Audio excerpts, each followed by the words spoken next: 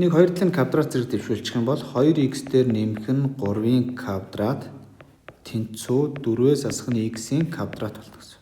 За бүгднийг нэг талд нь ялгачих юм бол 2x дээр нэмэх нь 3-ын квадратаас хасах нь 4-өөс асах нь x-ийн квадрат тэнцүүтэй бол. За энэ 7 домыгоор задлчихаар 2x дээр нэмэх нь 3 дээр нэмэх нь 4 хасах нь x болно. Үржтг нь 2x дээр нэмэх нь 3. Одоо хасахаар задлахаар хасах 4 нэмэх нь x тэнцүүтэй бол. За энийг эмэгтгэчих юм бол x дээр нэмэх нь 7 үржтг нь.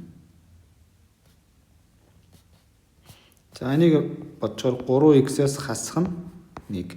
За энд их багын тэмдэгтээ явах нь ш тэнцүү биш. За энэ нь их. За одоо энэ тэнцэтгэл бишийг бодъё. За энэ тэнцэтгэл бишийг бодлоо. X дээр нэмэх нь 7. За энэ тэнцэтгэл бишийг бодохын тулд эхлээд тэгтээ тэнцэх нөхцөлийг олох юм бол x тэнцүү эндээс хасах 7 гарна. Эндээс x тэнцүү 3-ны гарна. 1-ийг гарна. За энд хасах 7 энд 3-ны 1. За эрс гэсэн учраас хоёулаа цагаанцыг завсар туваадлаа.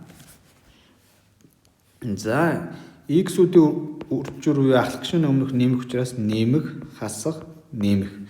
За бид нар тгээс их хэсгийг авах гэсэн учраас нэмэх тэмдэгтэй хэсгийг авна. X харьяалагдах нь хасах хязгааргүйгаас хасах 7 орохгүй нэгдэл орохгүй 3-ны 1-ээс нэмэх хязгааргүй.